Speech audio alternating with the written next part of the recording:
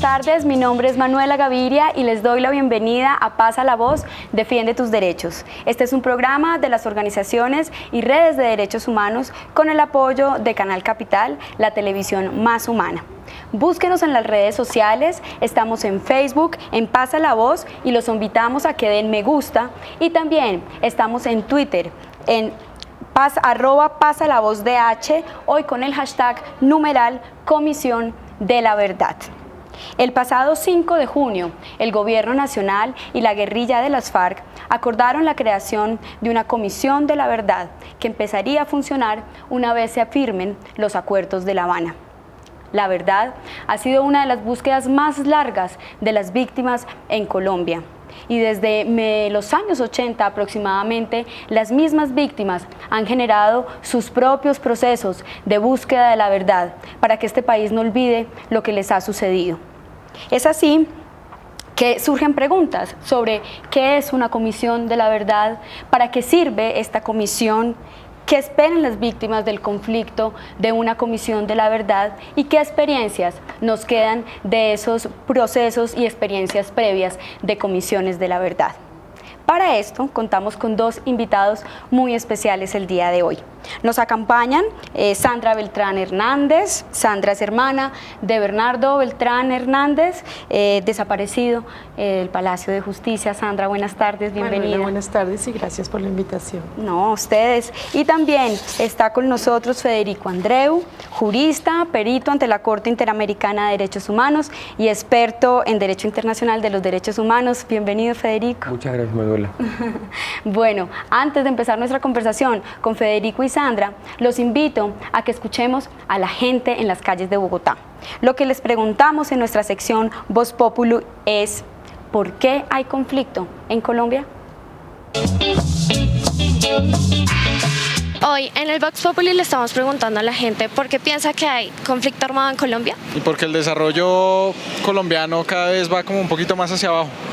Entonces no tenemos en cuenta muchas opiniones y la calidad de vida pues obviamente va a bajar. Por la presidencia, el mal gobierno y la corrupción que hay. Hay conflicto armado porque hay una situación social de mucho tiempo atrás, de descomposición, de falta de equidad. No hay diálogo, no hay comprensión, no hay tolerancia. Porque no tenemos a Dios en nuestro corazón, sencillamente por eso. Si tuviéramos a Dios en nuestro corazón, otro pensamiento tuviéramos. La educación de los padres hacia nosotros mismos, porque todo viene por casa. Porque no llegan a acuerdos nunca, todo es bla bla bla y nunca acuerdan cosas serias. Creo que dejamos avanzar un mal que hubiese podido solucionarse hace muchos años. De los que iniciaron tratando supuestamente de ir contra el gobierno, pero en el camino se fueron desviando. Por el gobierno, porque se cogen toda la plata de allí y no la invierten a la sociedad. De pronto nuestra cultura heredada del narcotráfico. Porque hay negocio de armas, porque hay hambre, porque hay desigualdad, porque hay pobreza. Nosotros que somos vendedores ambulantes, a nosotros no nos dejan trabajar, ni nuestros hijos. Yo por el caso mío tengo a mis dos hijos, uno es padre de familia, pues él si le dicen, vea, vamos a ir a matar, vamos a ir a armar una guerrilla, vamos a ir a armar lo que sea, por el desempleo. Problemáticas que hay, que no están, muchas desigualdades y muchos problemas.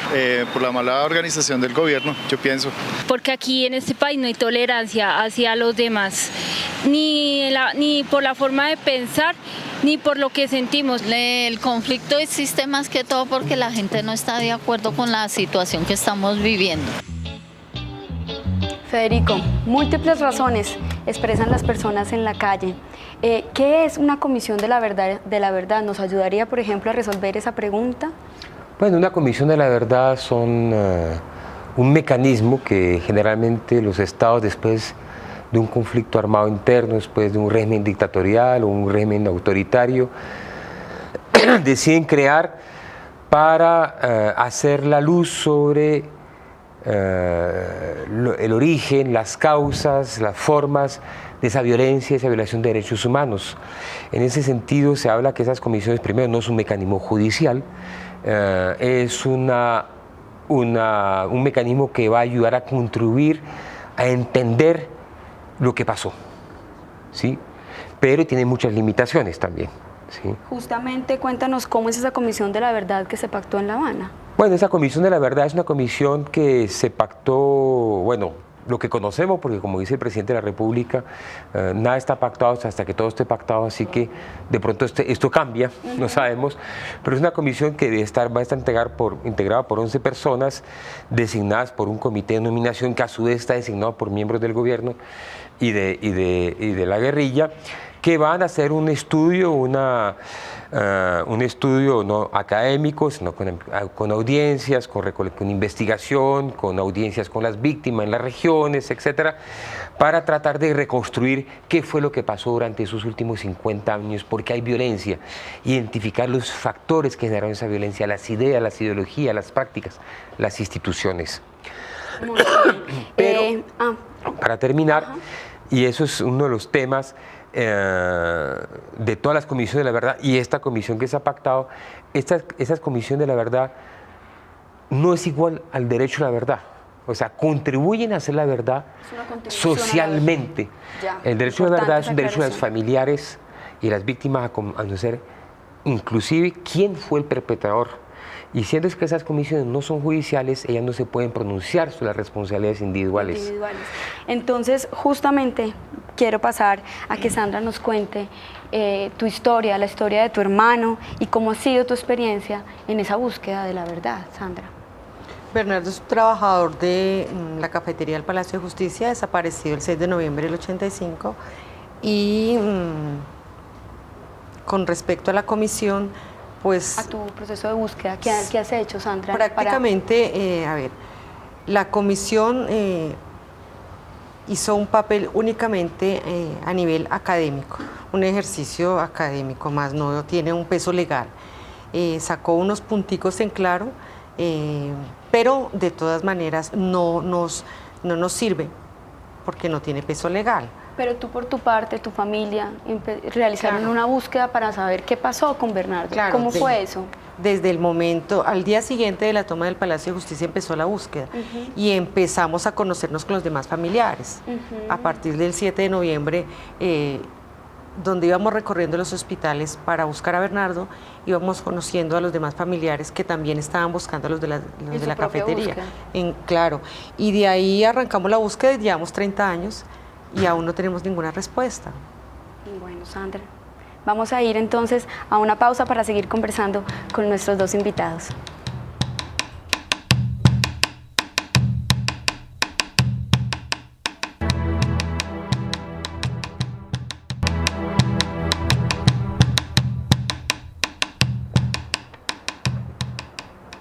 Seguimos en Pasa la Voz y es momento de que veamos las denuncias de las víctimas de crímenes de Estado que han estado buscando por años la verdad frente a estos hechos.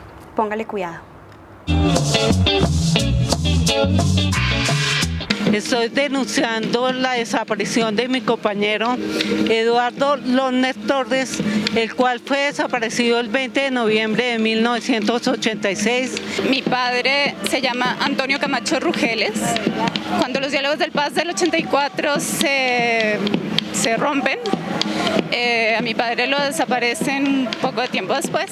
Yo soy la compañera de Alirio Pedraza, un abogado desaparecido en 1990, el 4 de julio.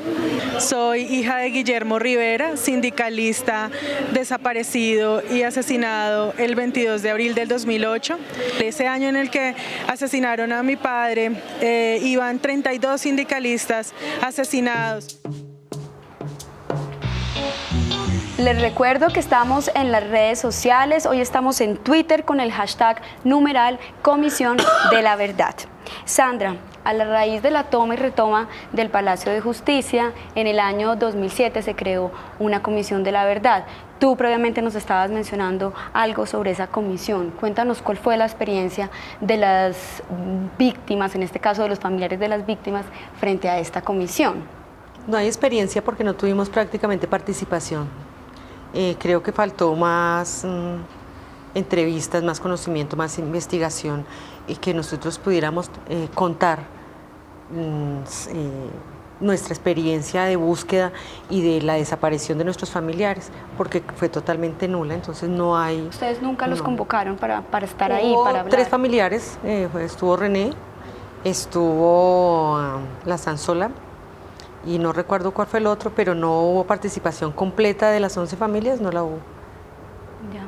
¿Y qué opinas sobre ese informe de la comisión? Lo que le decía antes, hay cositas bien importantes.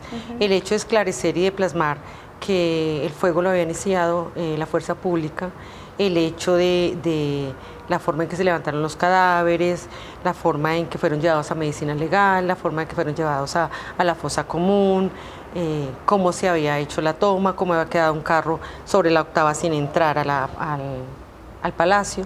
Hay cosas interesantes, pero pues desafortunadamente sin peso jurídico pues no sirven de nada. Bueno, y Federico, justamente ¿qué lecciones deja esa experiencia de la Comisión de la Verdad del Palacio de Justicia? Bueno, esa comisión, como dice Sandra, es una comisión que surge a iniciativa propia de la Corte, tiene su valor en la medida que despejó algunas falsedades, incógnitas, y borró de la mano algunas falsedades que se venían diciendo, como que el incendio había sido por la guerrilla para quemar los archivos del narcotráfico, una serie de cosas, pero pues no fue una verdadera investigación a fondo. Y no contó con los familiares, y eso es algo fundamental. O sea, las comisiones de la verdad están dirigidas fundamentalmente a la sociedad de los familiares y deben ser partícipes. La comisión de la verdad lo que contribuye es a crear memoria histórica. Esto pasó por estas razones, estos son, en términos generales, los responsables, y esto no debe volver a pasar. Y eso, lo importante no es que se guarde en un anaquel de una biblioteca, ¿sí? Sino que sea el país entero, que esos tipos de informes deberían ser objeto, materia de estudio en primaria, en bachillerato, en secundaria, etcétera. Porque eso es lo que ayuda, para terminar tu idea, esto es lo que ayuda a crear una conciencia de su propia historia y de lo que no debe suceder y por qué sucedió y por tanto no debe repetirse. Justamente, Federico, mucha gente no conoce este informe de esta Comisión de la Verdad, pero ni tampoco se conoce mucho de esas otras experiencias que hemos tenido de búsqueda o de contribución de la verdad. ¿Tú nos podrías mencionar algunas otras experiencias? Sí, ha habido varias experiencias, ha habido mucho más experiencias desde el punto de vista de la sociedad civil, de las organizaciones de víctimas, de organizaciones de derechos humanos, de movimientos sociales. Ha habido, por ejemplo, aquí un proyecto que ha jugado un papel muy importante, que tiene mucho más impacto en las regiones, que ha sido el proyecto Nunca Más, de Reconstruir Memoria. En el pasado, Los Caminos de la Niebla, que es lo primero que sacan a flote, la historia, etcétera, etcétera. Uno podría incluso sentar un primer precedente, el libro que escribieron, la inmensa investigación que hicieron el monseñor Germán Guzmán, Orlando Falborde, el maestro Lunas, Mañana Lunas sobre la violencia en Colombia, que cuentan de manera general toda la violencia, los factores, las responsabilidades institucionales, las prácticas, las ideologías. Y ha habido unas experiencias más recientes, como el del Centro de Memoria Histórica, donde se han sacado libros, publicaciones muy interesantes, pero que pues son a un tiraje pequeñísimo, que quedan en las bibliotecas, en las universidades, en los académicos, pero que no han podido contribuir a eso. Pero lo que sí existe es un inmenso material. O sea, una Comisión de la Verdad no partiría de cero aquí en el país. Hay muchísimo trabajo adelantado. Sandra, tengo entendido que justamente tu padre falleció sin conocer avances justamente en términos de verdad frente al caso de su hijo. ¿Crees, cómo vivieron ustedes eso? Para él, ¿qué fue no tener la verdad y esa claridad? Es que no solamente Manuela fue mi papá, fue mi mamá también, ¿no? Y es para uno como hijo y acompañante, es muy triste ver la agonía del tiempo, de la salud de la persona consumirse, esperando una respuesta que nunca llega. ¿Cierto? Es como se les apaga a ellos el alma, el corazón, la luz de los ojos. O sea, la verdad es siempre esa luz que uno quiere encontrar al final del camino, y nunca uno se va a rendir. Y uno que quedarse con ese recuerdo de esa cara o de esa mirada perdida. Ya. Bueno, vamos a ir a un corte y ya volvemos.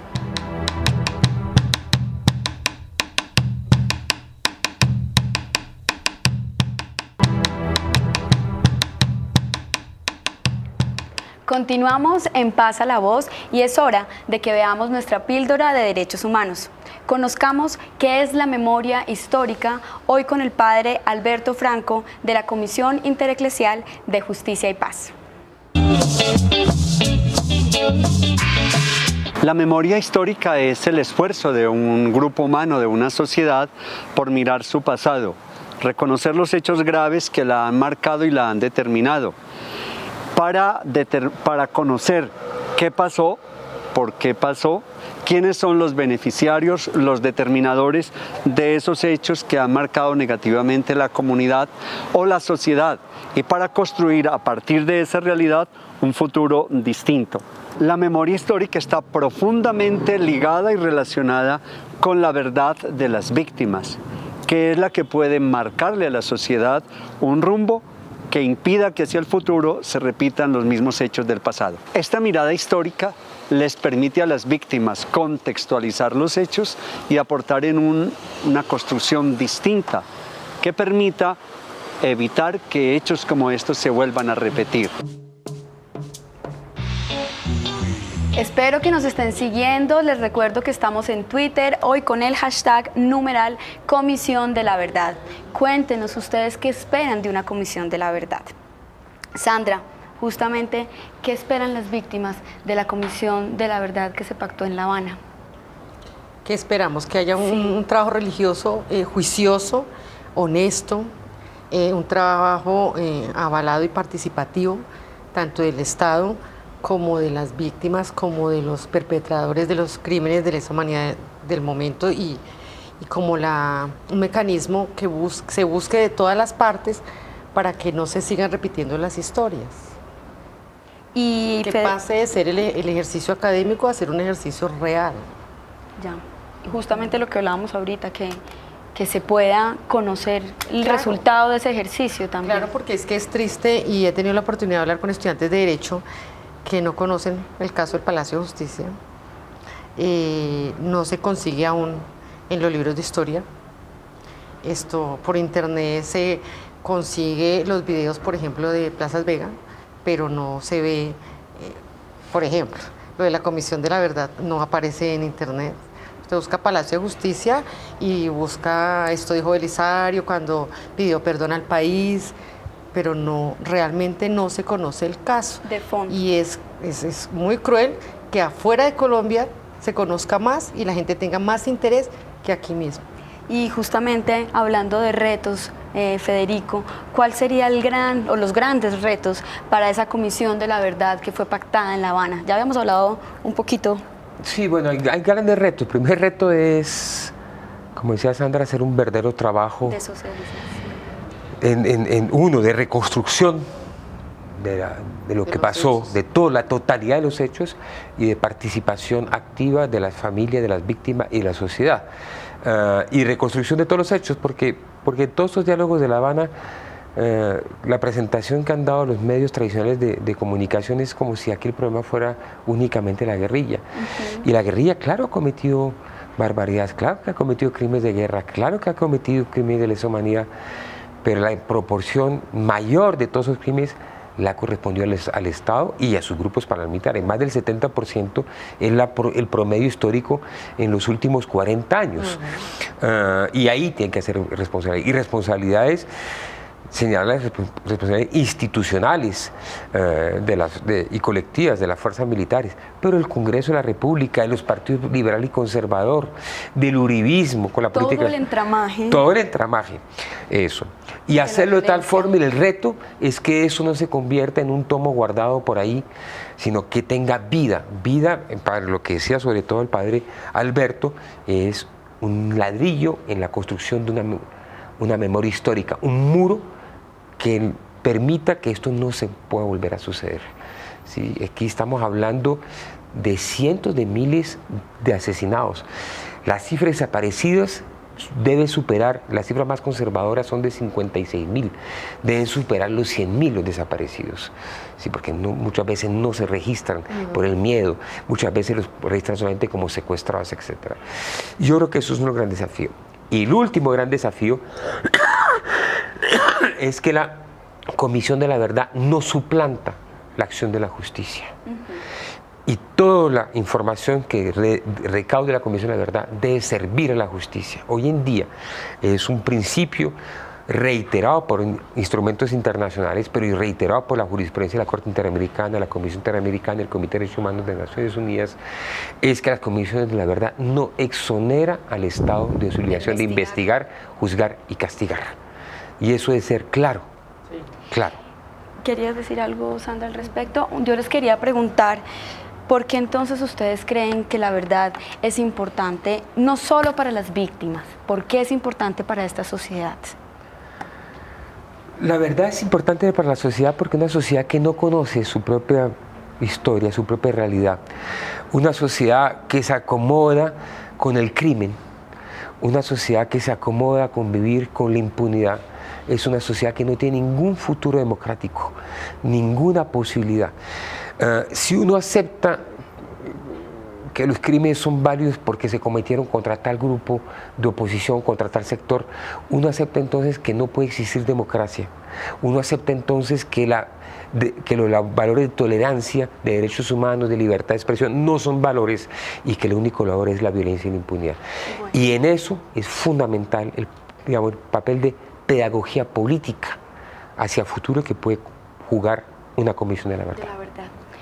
Pero claro que, bueno, sí, yo estoy de acuerdo con todo lo que dice Federico, pero también hay que agregarle que la verdad tiene que ser la verdad más el compromiso real del pasado y del presente y del futuro, ¿cierto? Pero si no existe esa conciencia desde arriba y por todos los frentes, nunca va a pasar nada. Bueno. Entonces, podrá contar un militar la verdad o un paramilitar o el mismo Estado contar una verdad, ¿cierto? Pero si se cuenta por encima y efímera, sin que tenga conocimiento y acceso todo el mundo, no va a servir de nada. No va a servir de nada. Hemos tenido ya que tenemos que terminar ya nuestro programa. Yo les agradezco mucho su presencia el día de hoy, gracias. Todos esos esfuerzos por estar aquí finalmente grabando este programa. A ustedes los espero el próximo jueves a las 6:30 aquí en Pasa la Voz, Defiende tus Derechos en Canal Capital. Vamos con ¿Cuál es su rollo? Les presentamos Huellas, una obra de la Corporación Colombiana de Teatro. Hasta pronto. Por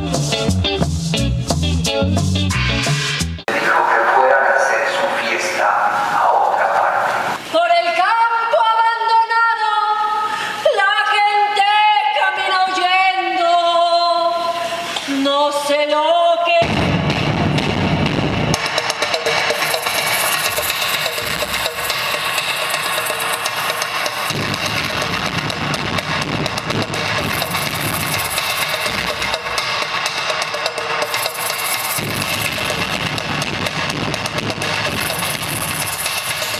Hicieron con mi tierra la escuela y los